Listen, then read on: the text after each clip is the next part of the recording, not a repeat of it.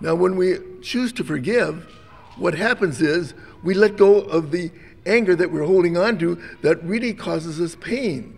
It doesn't mean changing the other person. It means changing how we feel about ourselves and not attacking ourselves. Doesn't mean we're condoning or agreeing with any pity.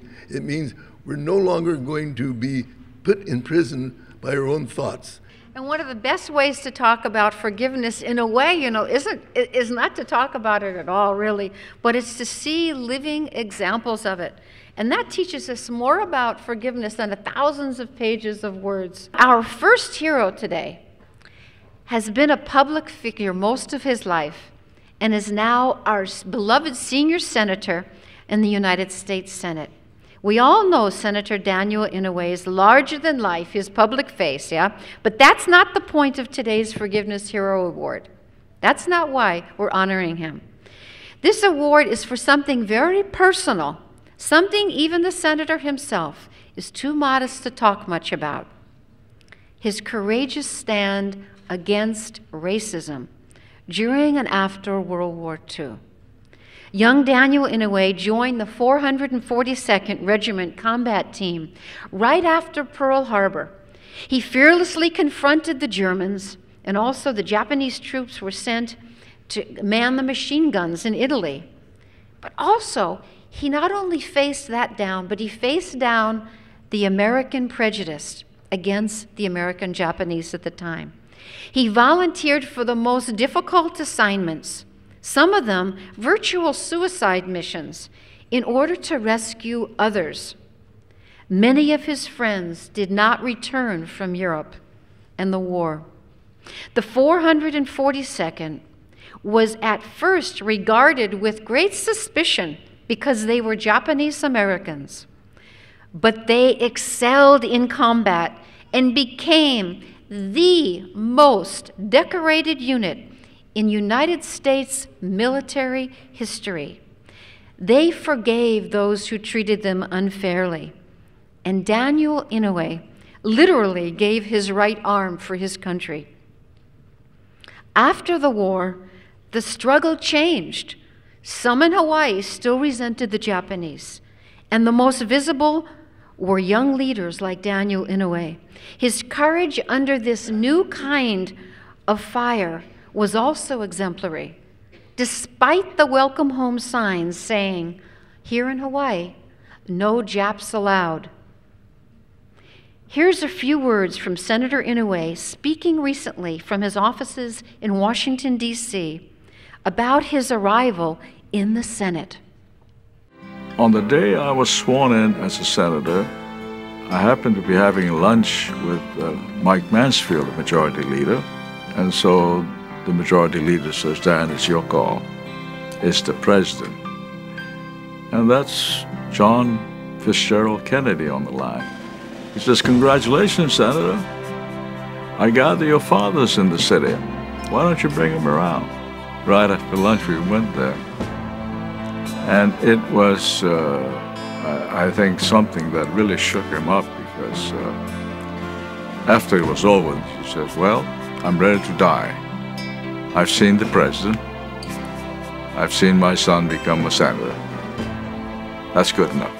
Senator Daniel Inouye helped build post-war Hawaii, as we know it today, to free the interned Japanese around the country and to convince the Congress to approve statehood.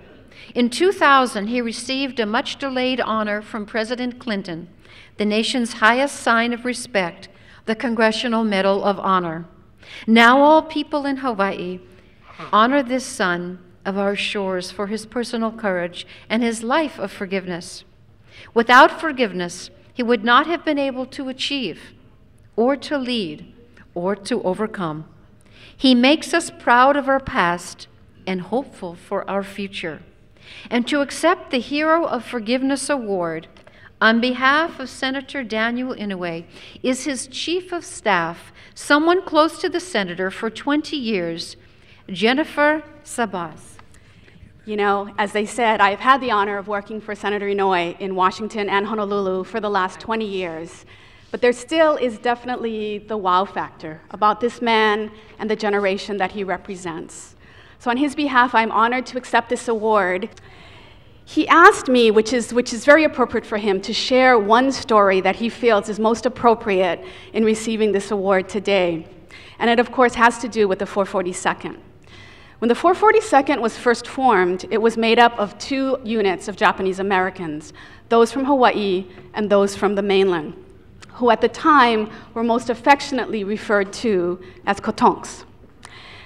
And they were called kotonks. You could either believe it because they were very hard-headed, or it was the sound of their heads hitting the wood floor. And so I asked the senator, at what point did they come together? You had to come together if you were going to fight as a unit. And his response was very simple. He said, the day we met them and their families at the internment camps.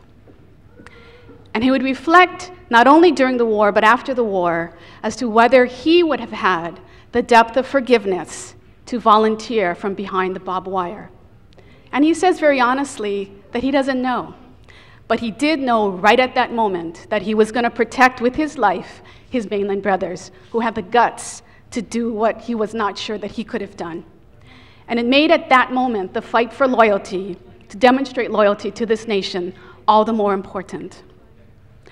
He has carried the pride of Hawaii with him, but he has also carried the scars of racism. And he has always said very clearly to us that it is not a crutch, but it is a guide for the future.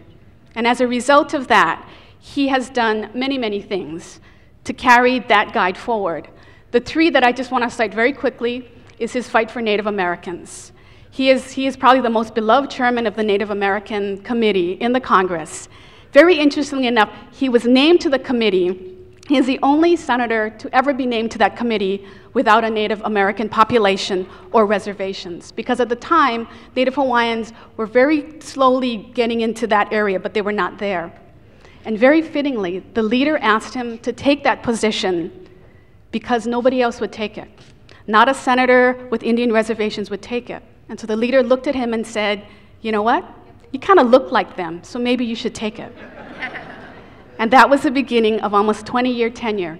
And when he stepped down as the chair, the lead of the Navajo Nation addressed him and he said, Chairman Inouye, we will always aloha you, we will always have this feeling for you, not because you gave us everything, but you always listened with an open heart and an open mind.